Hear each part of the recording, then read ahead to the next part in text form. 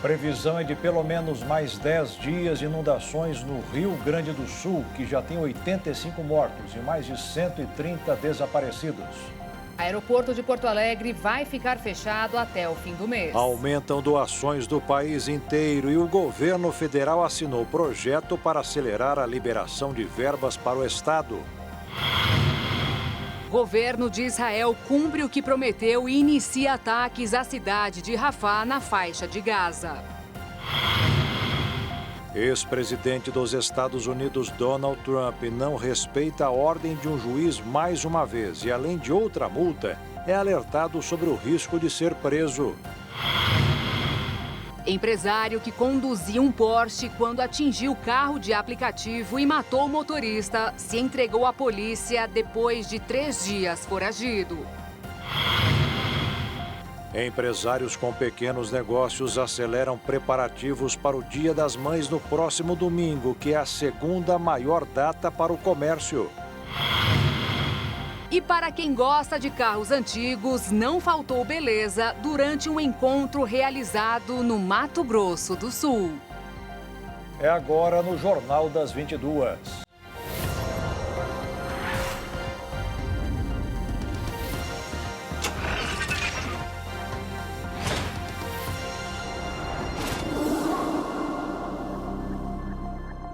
Olá, boa noite. Boa noite. As enchentes no Rio Grande do Sul causaram a morte de 85 pessoas até o momento e deverão continuar pelos próximos 10 dias. Milhares de pessoas seguem desabrigadas e mais de 130 estão desaparecidas. A situação é crítica. O prognóstico aumenta a angústia dos moradores da região que estão sofrendo com as graves consequências da maior enchente da história do Rio Grande do Sul. Os cientistas ainda temem que a cheia se estenda ainda por mais tempo. O estado sofre com a lentidão no escoamento do acumulado de água com enchente, principalmente em bairros da zona central, norte e sul da capital, além das ilhas, onde muitos moradores seguem isolados e sem acesso a itens básicos há dias. Durante todos esses dias, equipes de resgate, sejam de voluntários ou do poder público, ajudam no resgate de vítimas em diversas áreas da Grande Porto Alegre. Mesmo assim, as redes sociais seguem repletas de apelos por ajuda, com pessoas refugiadas em cima de telhados e em outros espaços. Para realizar os salvamentos, em muitos casos, são usados barcos, jet skis e até geladeiras improvisadas como botes.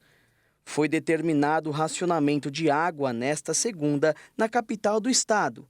A medida aconteceu pois 4 das 6 estações de tratamento não funcionam, enquanto as demais operam abaixo do normal, o que fez 70% da cidade ficar sem o serviço.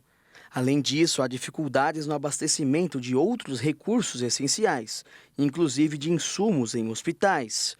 Na manhã desta segunda-feira, o rio Guaíba chegou ao patamar de 5,26 metros. O nível do rio deve seguir acima de 5 metros nos próximos dias e ainda permanecer superior a 4 metros até o fim da semana. Além disso, os pesquisadores não descartam a possibilidade do rio voltar a subir em função de novas chuvas e efeitos do vento. Pelo menos nas próximas 24 horas, não existe a previsão de chuva expressiva, com exceção do sul do estado, onde a Defesa Civil fez alerta para inundações diante do escoamento das águas da Grande Porto Alegre para a Lagoa dos Patos, o que pode impactar ainda mais cidades como Pelotas e Rio Grande. De acordo com o balanço mais recente da Defesa Civil, mais de 850 mil pessoas de 345 municípios foram afetados. Na região metropolitana, municípios como Eldorado do Sul, Canoas e São Leopoldo estão em grande parte debaixo d'água. A Arena do Grêmio, em Porto Alegre, afirmou que não tem mais estrutura para acolher desabrigados. Além do gramado alagado, a administração afirmou que está sem água e luz e, por isso, fez o translado de mais de 300 pessoas a abrigos municipais. A situação chegou neste ponto, pois a cidade de Porto Alegre está às margens do rio Guaíba e, inclusive, se desenvolveu em direção a ele. com algumas localizações aterradas. Por esse motivo, Porto Alegre está abaixo de outras regiões importantes, como o Rio Taquari. E sempre que existe uma grande chuva na região central ou noroeste do estado, as águas descem e vão em direção ao Guaíba, elevando seus níveis. Desta vez, as chuvas extremas na região central fizeram com que os níveis se elevassem de forma jamais vista. Neste domingo, hospitais de campanha começaram a operar em diversas partes do estado, enquanto diversos locais seguem isolados e com difícil acesso no interior e na região metropolitana de Porto Alegre. Cirurgias, consultas e procedimentos eletivos foram suspensos em grande parte das redes pública e privada. Com estradas bloqueadas, locais ilhados e unidades de saúde afetadas, aeronaves se tornaram uma das poucas alternativas para levar insumos e equipes de assistência a municípios, assim como o resgate de feridos e dos que necessitam de atendimento. Um hospital de campanha começou a operar no domingo em Estrela, no Vale do Taquari, enquanto outros 2 estão sendo montados em São Leopoldo e Canoas, região metropolitana da capital, nesta segunda. Na manhã de hoje, a Associação Brasileira das Empresas Aéreas informou que o aeroporto Salgado Filho, em Porto Alegre, está fechado por tempo indeterminado, com todas as operações suspensas. O aeroporto já está fechado desde a última sexta-feira, devido à elevação das águas do Lago Guaíba. Além do transporte aéreo, o transporte rodoviário também sofre no estado. Neste momento, existem bloqueios em 102 pontos de rodovias estaduais e 61 de rodovias federais. Voluntários de todo o país estão se mobilizando para ajudar as vítimas das enchentes no Rio Grande do Sul. As doações não param de chegar, mas o governo do estado recomenda que as pessoas fiquem atentas. Até porque, até em um momento como esse, tem gente que não perde a oportunidade para aplicar um golpe. A solidariedade chega pelo ar. Essa aeronave da Força Aérea Brasileira decolou da base de Brasília, no Distrito Federal, com destino a de Canoas, no Rio Grande do Sul, com 18 toneladas de mantimentos doados pela população através da campanha Unidos pelo Sul. Por terra, voluntários não param de chegar. Esse grupo de empresários do Clube M Brasil de Balneário Camboriú montou pontos de arrecadação como esse para reunir de tudo.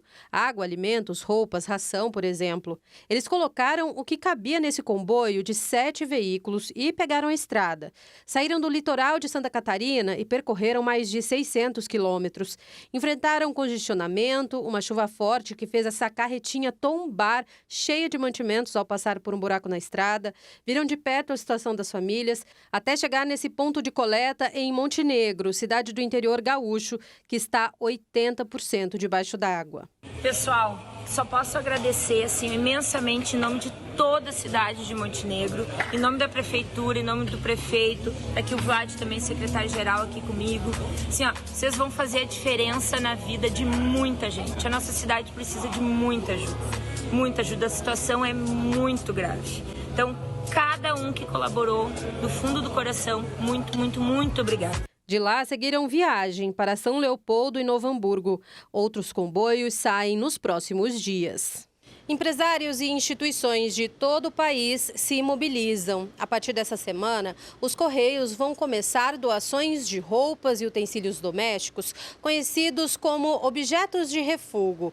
São aqueles que vêm de encomendas que já passaram por todas as alternativas de entrega e não foram reivindicadas por remetentes ou destinatários em até 90 dias.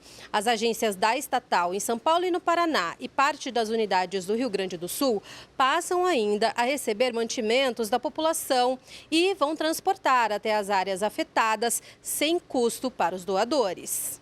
Os itens recolhidos pelos Correios são alimentos da cesta básica, produtos de higiene pessoal, material de higiene seco e itens de vestuário. O governador do Rio Grande do Sul ainda divulgou esse vídeo nas redes sociais, fazendo um alerta para que os voluntários que desejam colaborar em dinheiro verifiquem os dados corretamente para não caírem em golpes. Na doação do Pix, que a gente apresentou, de um canal seguro, é importante as pessoas saberem. Naquela chave, quando for fazer a doação do Pix, ela é para SOS Rio Grande do Sul. Vai aparecer lá como destinatário, SOS Rio Grande do Sul. E a instituição do destinatário é o Banrisul, o Banco do Estado do Rio Grande do Sul. Se não aparecer isso na hora da doação, é porque é um golpe. Quase 40 milhões de reais já foram recebidos através da campanha para uso em apoio humanitário. O dinheiro não vai para o governo. O recurso é administrado por um comitê gestor com participação de entidades que trabalham na área social. E a Fundação Internacional de Comunicação está unida também nesta corrente de ajuda aos gaúchos. Todas as igrejas da Graça do estado de São Paulo estão funcionando como postos de arrecadação. Procure a mais próxima na cidade de São Paulo e em todas as cidades do estado também, se puder, com itens de preferência que não precisam ser cozidos. Eu acabo de receber a informação que lá no Nordeste, o pessoal da Igreja da Graça Internacional da Graça de Deus, lá no Nordeste, no Rio Grande do Norte, também estão recebendo donativos. Então, todas as igrejas da Graça de Deus do Rio Grande do Norte estão recebendo arrecadações de alimentos não perecíveis e itens de higiene pessoal. Então, é o nosso convite para você ajudar a reconstruir vidas no Rio Grande do Sul. E quem estiver no Rio de Janeiro também pode procurar uma Igreja da Graça e levar fraldas infantis e geriátricas, itens de higiene pessoal, itens de limpeza, água potável, roupas e sapatos e roupas íntimas apenas novas. Vamos ajudar os nossos irmãos gaúchos, todos juntos nessa corrente. Muito bem, e o presidente Lula assinou um decreto para facilitar envio de recursos ao Rio Grande do Sul. Os recursos enviados para combater essa calamidade no estado vão ficar fora da meta fiscal do governo. Governo e Congresso discutem qual é o melhor caminho para possibilitar que, dentro da lei, o Executivo repasse verbas de forma rápida para o Rio Grande do Sul e sem ferir as regras do arcabouço fiscal, que prevê limite de gastos da União. Para isso, o presidente Lula anunciou hoje um projeto legislativo para acelerar o repasse de verbas para o Rio Grande do Sul, estado assolado por fortes chuvas e enchentes. A decisão se deu após uma reunião no Palácio do Planalto, que contou ainda com a participação do presidente do Senado, Rodrigo Pacheco, do presidente da Câmara, Arthur Lira, e do vice-presidente do Supremo Tribunal Federal, Edson Fachin, e ministros do governo. A proposta, que com base no artigo 65 da Lei de Responsabilidade Fiscal, abre uma exceção à meta fiscal que prevê zerar o déficit neste ano, já havia sido discutida pelos ministros Fernando Haddad, da Fazenda, e Alexandre Padilha, das Relações Institucionais, com líderes governistas. O projeto legislativo também é uma preferência do Planalto em relação às propostas de emenda à Constituição, que são a versão da PEC da guerra da pandemia. Um texto já foi protocolado pelo senador Alessandro Vieira, do MDB de Sergipe, que já garantiu ter conseguido as 27 assinaturas necessárias para iniciar a tramitação da proposta. A meta fiscal está mantida até o final do ano e nós podemos utilizar os recursos do orçamento federal fora do limite do gasto, que nós temos um teto, e fora da meta fiscal, única e exclusivamente para o Rio Grande do Sul e para os casos específicos de calamidade pública. O governo também anunciou nesta segunda-feira a liberação de mais de R$1 bilhão de emendas de parlamentares do Rio Grande do Sul. O valor inclui 534 milhões em emendas individuais e 80 milhões de emendas de bancada, todas voltadas para a área de saúde. Tem 588 milhões de reais identificados junto com a bancada gaúcha na última sexta-feira, que nós já autorizamos aquilo que não estava empenhado ser empenhado, aquilo que já estava empenhado ser pago. A partir de hoje já começa o pagamento desse recurso, dessas emendas, pelo Ministério da Saúde e os demais 7 ministérios, são 8 ministérios envolvidos. E tem mais 480 milhões de reais identificados junto com a bancada gaúcha, que são emendas individuais de transferência especial. Agora, o decreto de calamidade precisa ser apreciado pelo Congresso Nacional. O projeto do Executivo propõe que os efeitos se estendam até 31 de dezembro de 2024. A previsão do Ministério da Integração Nacional é que apenas para recuperar as rodovias gaúchas será necessário cerca de R$1 bilhão. E veja a seguir, Congresso tenta fazer esforço concentrado para votar projetos do governo e vetos do presidente Lula. E ainda, empresários com pequenos negócios aceleram preparativos para o Dia das Mães no próximo domingo, que é a segunda maior data para o comércio brasileiro.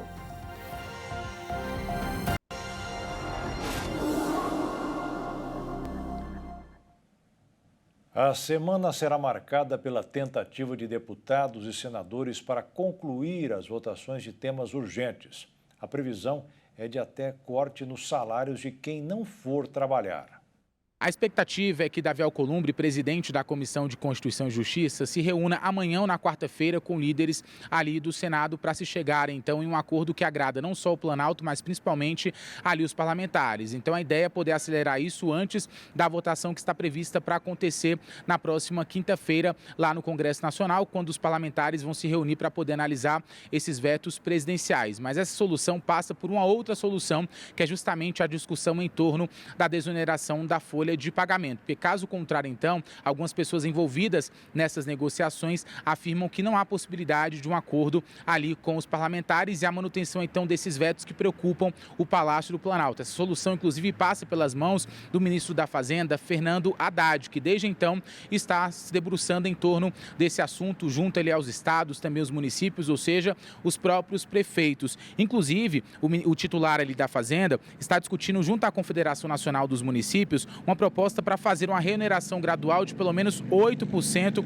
em 2024 e subindo, então, 2 pontos percentuais ao ano e fixando em 14% a partir de 2027, seria a alíquota de 8%.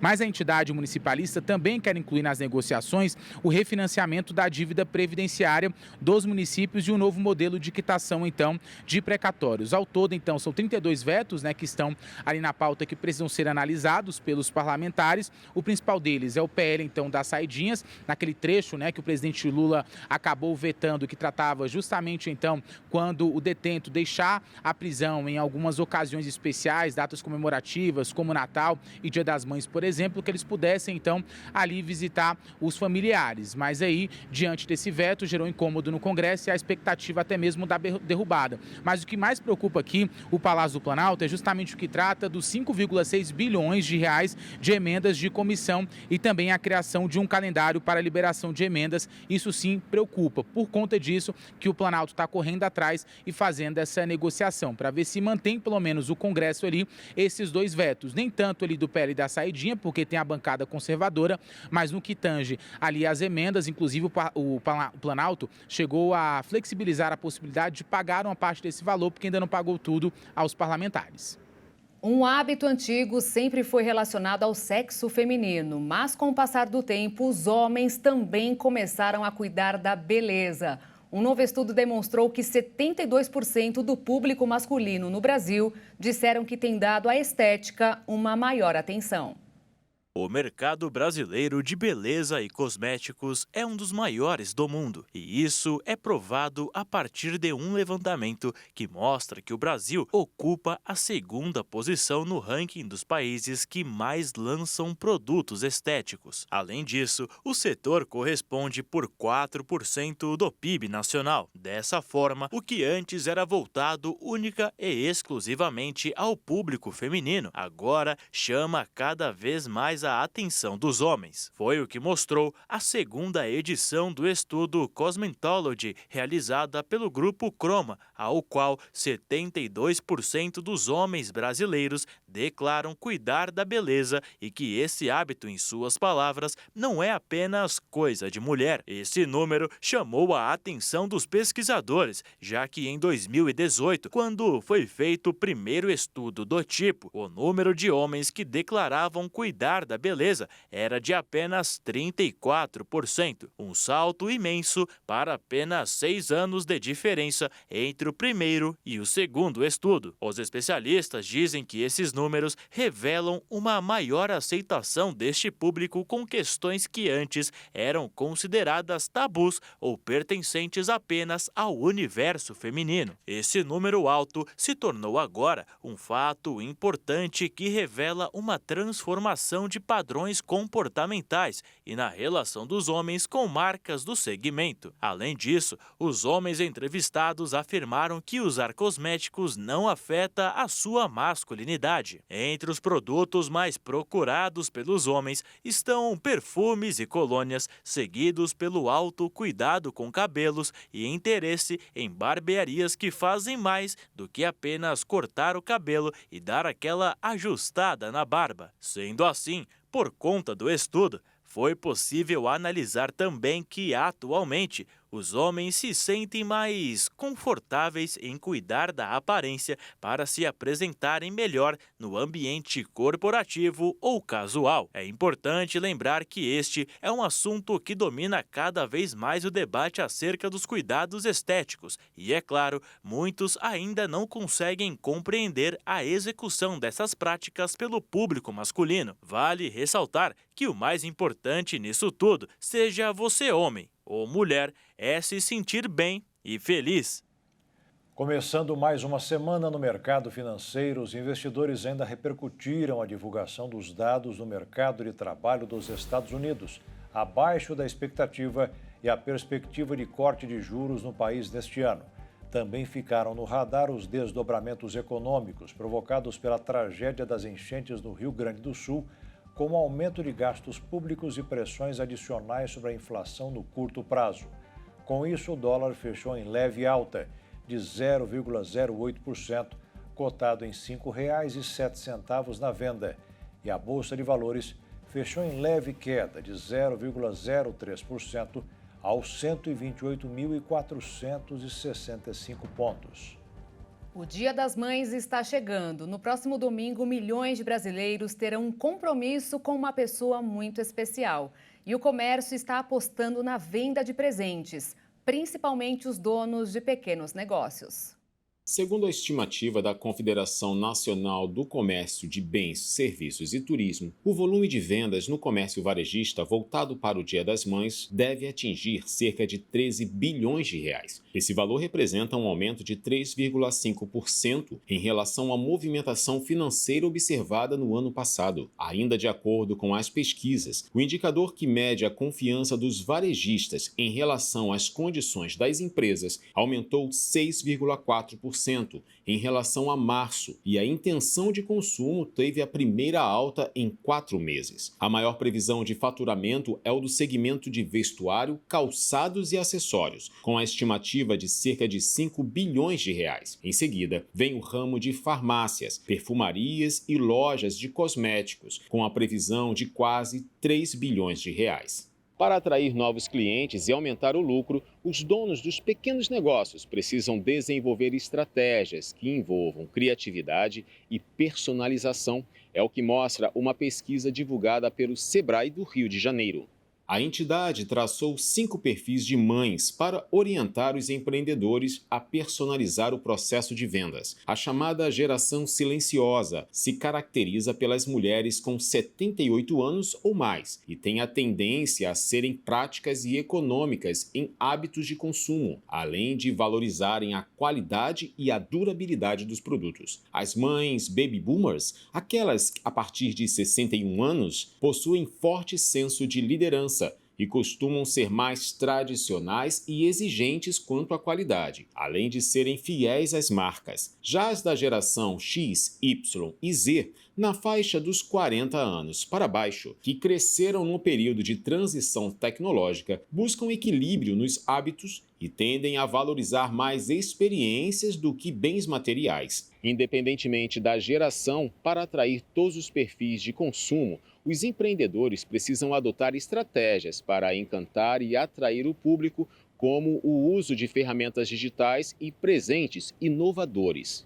Além da expectativa no aumento de vendas, há também a alta no número de contratações temporárias. Segundo a Confederação Nacional do Comércio, a demanda de novos funcionários deverá ser maior do que o do ano de 2023, com cerca de 26 mil novas vagas. O salário médio de admissão deve ficar em torno de R$ 1.795, 7,1% maior do que o valor pago na mesma data de 2023. E veja a seguir, ex-presidente dos Estados Unidos, Donald Trump, não respeita a ordem de um juiz mais uma vez. E além de outra multa, é alertado sobre o risco de ser preso. E ainda, o governo de Israel cumpriu o que prometeu ao iniciar ataques à cidade de Rafah, na faixa de Gaza.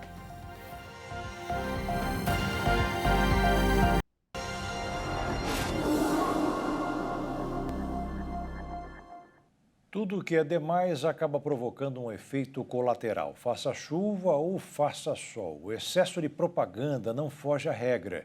Que o digam aqueles que trafegam pelos meios eletrônicos.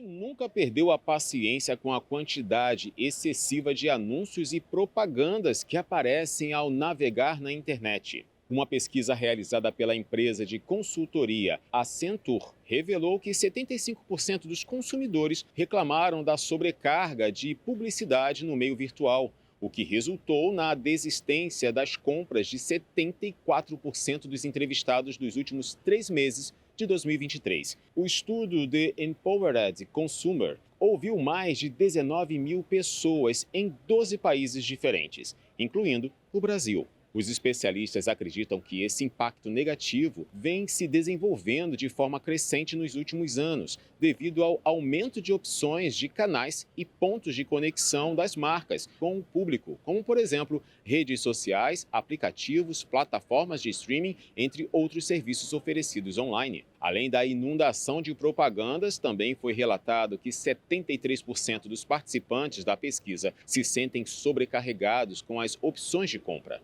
Durante o estudo, foi possível notar a diferença do impacto em consumidores de diferentes gerações. 79% dos entrevistados que compõem a classe dos millennials abandonaram as compras por excesso de publicidade, uma diferença considerável para aqueles da geração Z, onde 89% dos participantes deixaram de concluir o processo de compra. Acredita-se que isto ocorra por conta do maior tempo de uso da internet pelos mais jovens, o que resulta em uma maior exposição em um público que, de acordo com especialistas, apresentam um nível menor de paciência e resiliência para não resistir de uma compra. Os sintomas de um paciente submetido a um tratamento inédito contra o câncer continuam diminuindo. A mudança detectada em um exame apontou que ele conseguiu mais um passo em direção à cura, que só poderá ser confirmada daqui a 5 anos. Pessoal, tudo bem? Estou aqui celebrando mais um passo em direção à cura. Este vídeo acaba de ser postado pelo escritor e publicitário Paulo Peregrino, de 62 anos, em sua rede social. É o registro de mais uma vitória na guerra contra o câncer, iniciada em 2010. Naquele ano, a doença começou na próstata. Em 2018, um linfoma não Hodgkin foi identificado. Em 2019, um tumor no pescoço. E em 2021, um terceiro linfoma se alojou em um nervo da coluna.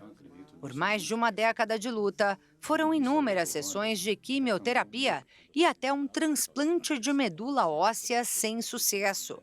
Em 2022, o escritor passou a viver à base de morfina e já estava em fase de cuidados paliativos quando uma esperança surgiu. Na época, um estudo revolucionário com terapia celular já estava em andamento aqui em São Paulo. No Brasil, a técnica é indicada apenas para pacientes com cânceres no sangue ou medula óssea, o tipo enfrentado por Peregrino na ocasião.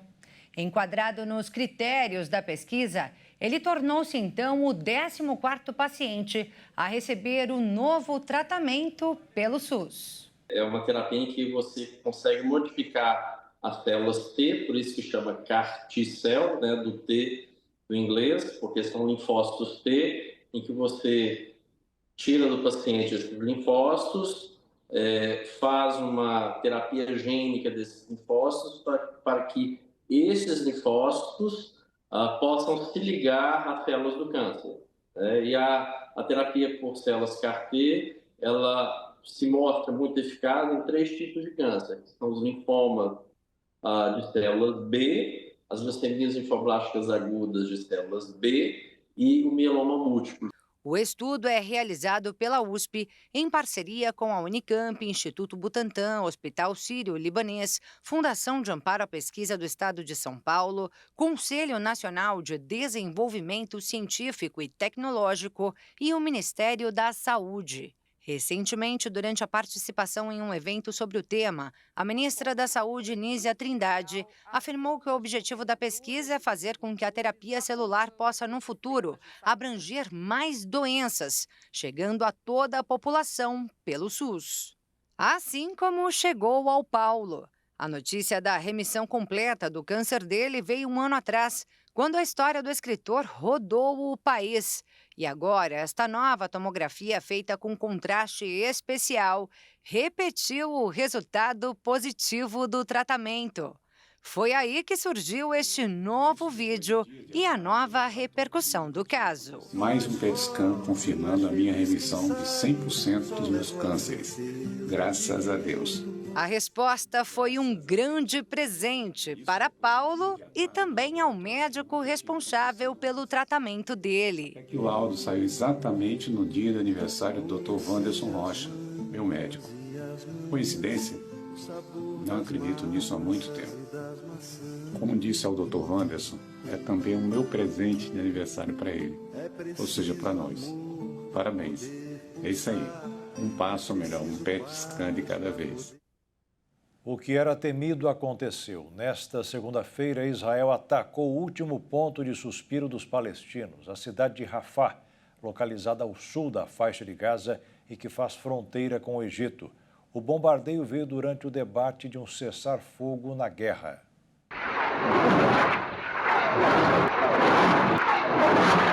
Incessantes. Assim pode-se resumir o ataque israelense em Rafah. Mas antes, um aviso do exército israelense foi feito no X, antigo Twitter. Nele, as forças armadas pediam para que as pessoas se deslocassem para uma área humanitária localizada em Khan Yunis. O que soa contraditório, já que a região foi altamente atacada pelos israelenses.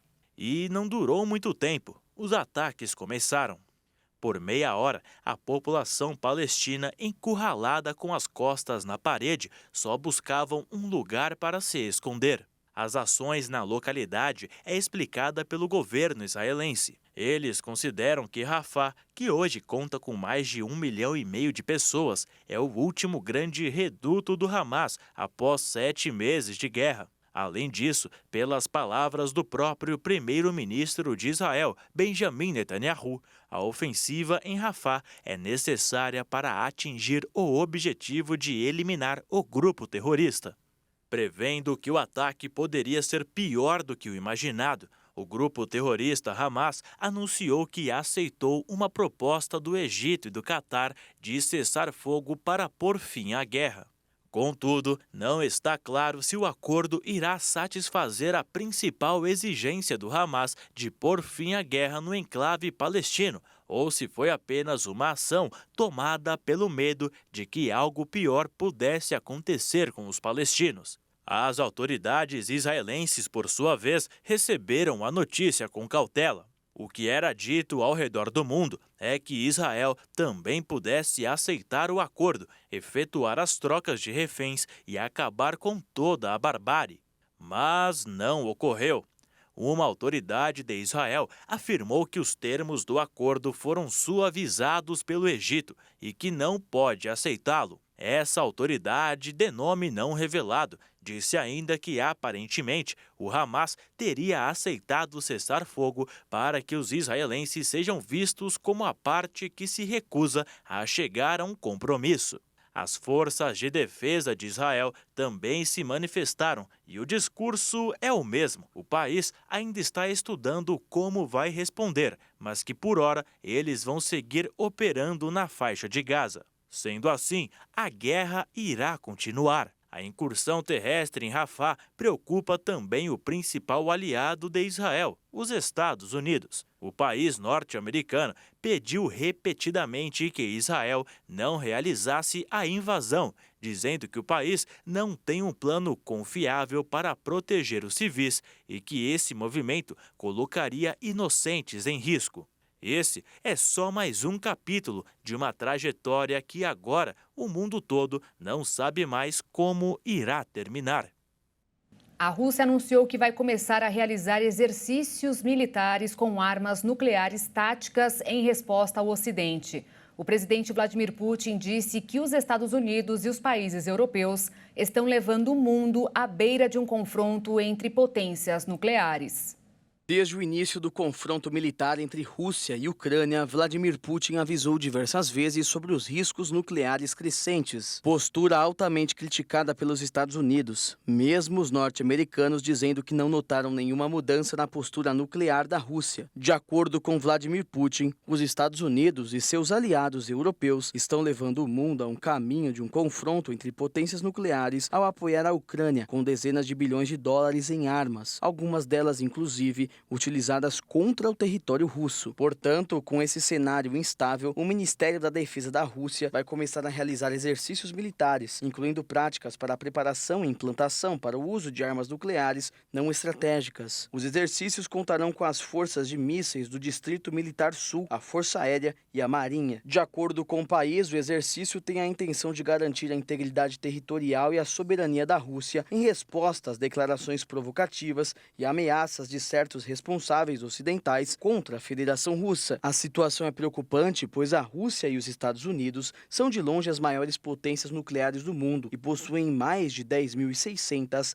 das 12.100 ogivas nucleares existentes no mundo. As armas nucleares não são utilizadas desde 1945, quando os Estados Unidos lançaram bombas atômicas nas cidades japonesas de Hiroshima e Nagasaki. Mesmo sem utilizar, de tempos em tempos, as principais potências nucleares verificam suas armas, mas nunca anunciam os exercícios publicamente, como a Rússia fez. O ex-presidente norte-americano Donald Trump foi multado mais uma vez e até ameaçado de ser preso. Durante o julgamento em que é acusado de tentar subornar uma atriz pornô, Trump não fica quieto e ofende as pessoas. O magnata de 77 anos é acusado de 34 falsificações de documentos comerciais para reembolsar o seu então advogado pessoal, Michael Cohen, com o pagamento de $130 mil para comprar o silêncio da ex-atriz pornô Stormy Daniels, poucos dias antes das eleições de 2016, vencidas por ele contra a democrata Hillary Clinton. É esperado que Daniels, cujo nome verdadeiro é Stephanie Clifford, e Cohen, o ex-advogado de Trump, que se tornou inimigo declarado de seu ex-chefe, testemunhe em algum momento na sala de audiências do Tribunal Superior de Manhattan, onde o julgamento está sendo realizado. Ao longo das 2 primeiras semanas, várias testemunhas depuseram, expondo as manobras e negociações em uma tentativa de encobrir notícias potencialmente negativas para a campanha presidencial do magnata do setor imobiliário de Nova York, que pretende vencer a eleição presidencial de novembro próximo. Mas talvez um dos mais prejudiciais para Donald Trump tenha sido o depoimento de sua ex-assessora Hope Hicks, que na sexta-feira explicou como teve de administrar a crise quando veio à tona uma gravação em que o magnata se gabava de que alguém famoso como ele podia se permitir a qualquer coisa para conquistar mulheres, como tocar seus órgãos genitais sem que elas resistissem. Esse é o primeiro julgamento criminal de um ex-presidente dos Estados Unidos. Tem como pano de fundo os esforços de Trump para encobrir um escândalo sexual. E veja a seguir: empresário que conduzia Porsche quando atingiu carro de aplicativo e matou o motorista se entregou à polícia depois de 3 dias foragido. E ainda, para quem gosta de carros antigos, não faltou beleza durante um encontro realizado no Mato Grosso do Sul.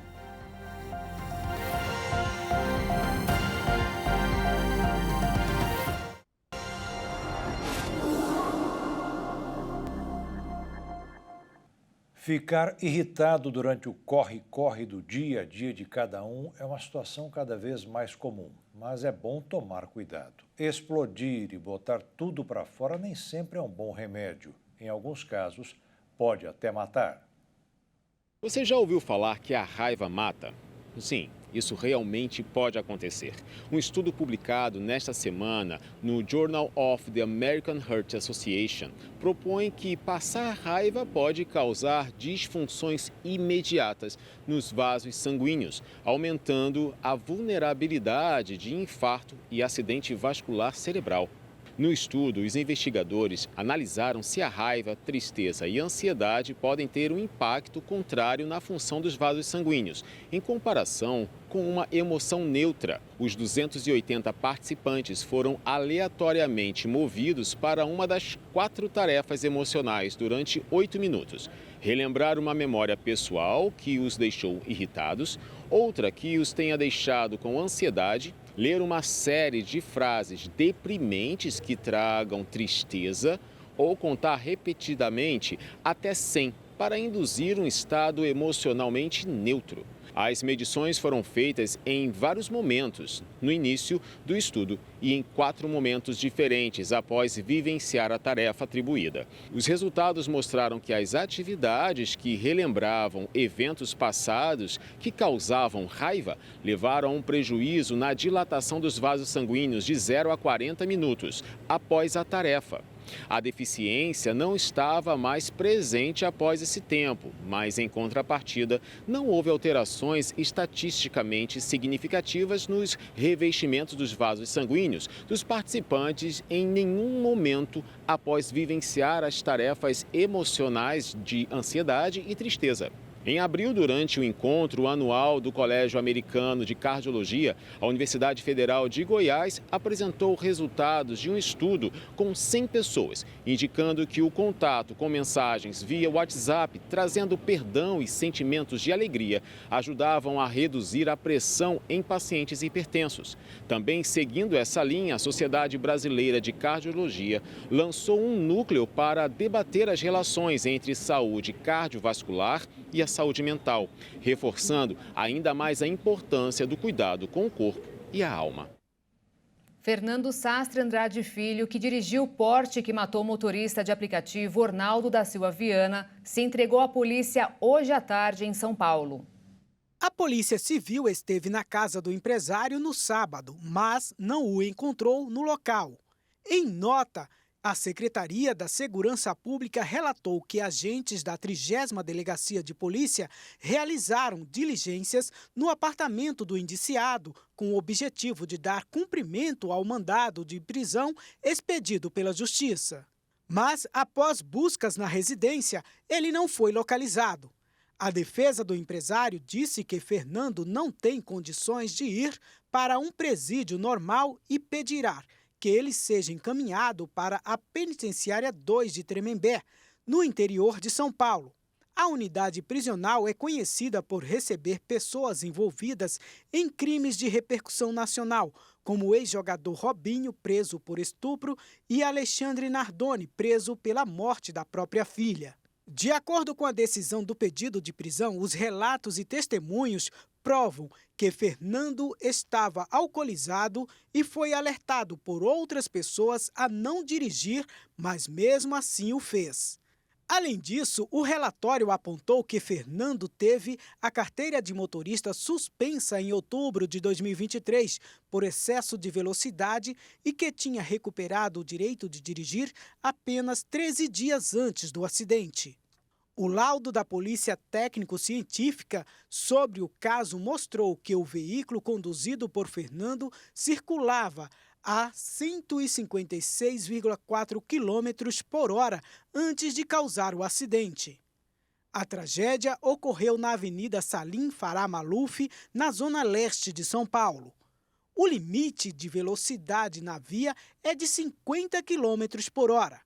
O acidente matou o motorista de aplicativo Ornaldo da Silva Viana e deixou o estudante Marcos Vinícius Machado Rocha, que estava no banco da frente do Porsche, gravemente ferido. E Marcos fraturou 4 costelas, teve o braço retirado e voltou a ser internado no final de abril após ter complicações de saúde. A equipe médica avalia a possibilidade do estudante passar por mais 2 cirurgias.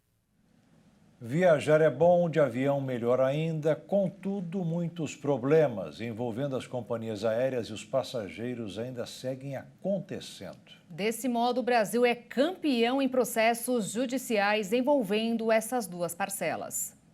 O setor aéreo brasileiro vive uma situação paradoxal. Ou seja, é meio incoerente. Por um lado, existe uma enorme queixa dos consumidores em relação aos serviços prestados pelas empresas. Entre os mais reclamados estão os atrasos, cancelamentos, voos lotados e dificuldades de conseguir reembolso. Essas condições levam, de certo modo, as pessoas à justiça contra as companhias aéreas e transformaram o Brasil em um campeão mundial da judicialização. Por outro lado, o setor diz que esses excessos de processos prejudicam a operação das empresas, encarece as passagens, reduz a malha aérea e afasta novos competidores que, na mentalidade das empresas, poderiam forçar uma melhora nos serviços. De acordo com a Associação Internacional de Transportes Aéreos, com base nos dados da Agência Nacional de Aviação Civil, o custo dos processos movidos por passageiros supera R$1 bilhão por ano. Apesar do setor ter muitos problemas e o serviço deixar a desejar aos consumidores, os números brasileiros são bem acima da média mundial. Nos Estados Unidos, por exemplo, em 2019, uma ação foi movida para cada 1.200.000 passageiros transportados. No mesmo período, a proporção no Brasil foi muito maior, de uma ação para cada 227 passageiros. Esse levantamento se precaveu e considerou dados das 3 principais companhias aéreas que operam entre Brasil e Estados Unidos. Essa discrepância também se repete quando se compara o mercado brasileiro com outros países da América Latina. Um outro ponto importante de ser ressaltado é a interpretação do que é realmente dano moral, já que a grande maioria dos processos contra as companhias são por esse motivo. Alguns especialistas entendem que o excesso de judicialização no setor aéreo se dá pela interpretação da justiça de dano moral sem comprovação. Neste caso, os valores aumentam muito. Mas, aparentemente, esses números estão em queda. Os dados da Fundação Procon de São Paulo mostram que no primeiro trimestre deste ano foram registradas 2.134 queixas contra o setor aéreo, um volume quase 4% menor em relação a igual período do ano passado e 1/4 do que foi no primeiro trimestre de 2022. Em um consenso, ambos os lados entendem que tem compromissos a serem firmados e que é preciso melhorar o ambiente regulatório para reduzir o custo da judicialização. E os apaixonados por carros antigos tiveram uma oportunidade neste fim de semana para apreciar as máquinas mais possantes na época delas. A admiração continua.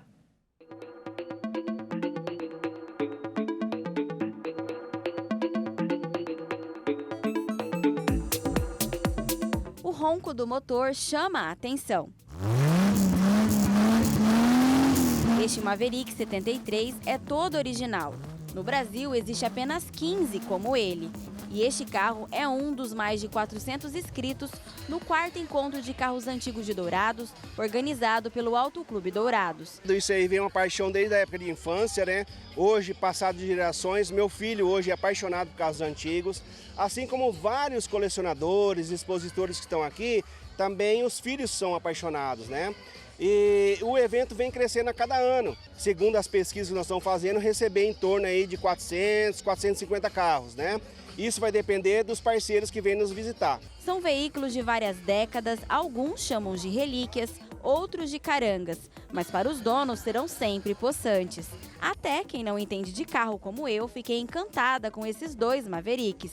Carros esportivos dos anos 74 e 79, super luxuoso, com desenho atraente e que é considerado um ícone na exposição. A gente pode falar que eles são os queridinhos, né? Porque por onde se passa, ele chama atenção pelo design e por toda a estrutura, toda a história que ele tem, né?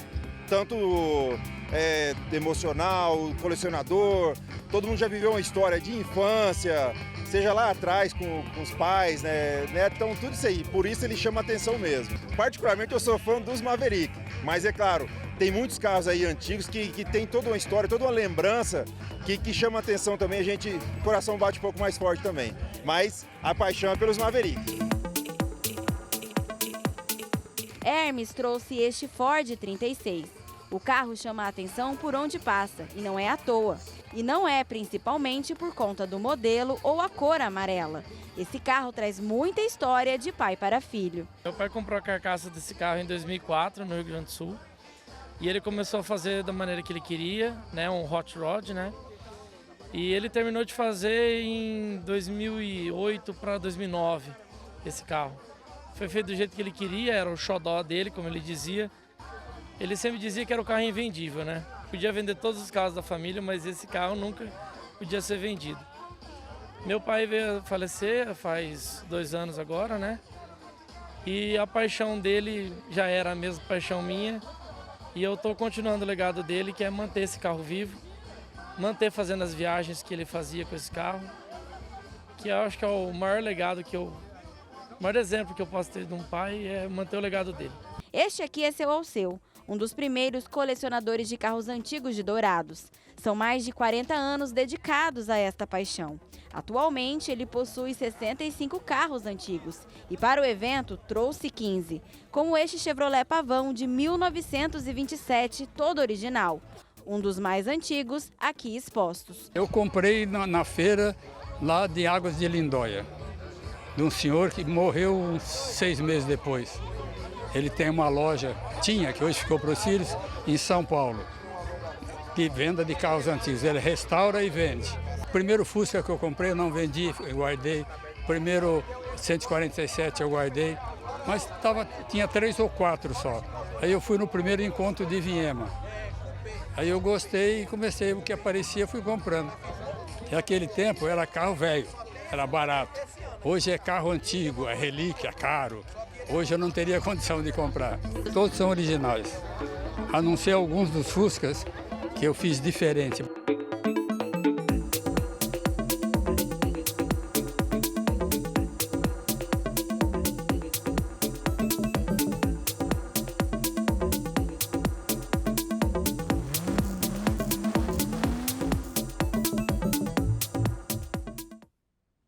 E como última notícia, o Jornal das 22 divulga agora que está havendo um SOS Rio Grande do Sul.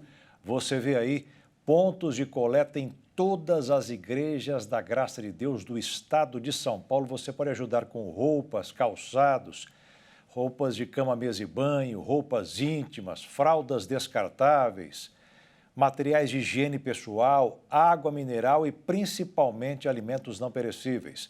Nós temos imagens também do estado do Rio de Janeiro, que também está de portas abertas para receber toalhas, cobertores. É muita gente envolvida para ajudar os gaúchos.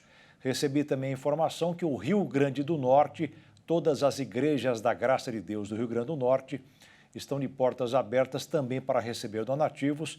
E em Manaus, capital do Amazonas, também está participando nessa ajuda aos irmãos do Rio Grande do Sul. Ajude você também, é o SOS Rio Grande do Sul. E o Jornal das 22 termina aqui. Obrigada pela sua companhia, um ótimo fim de noite e início de semana para você e até amanhã. Uma boa noite, fique na paz. Tchau.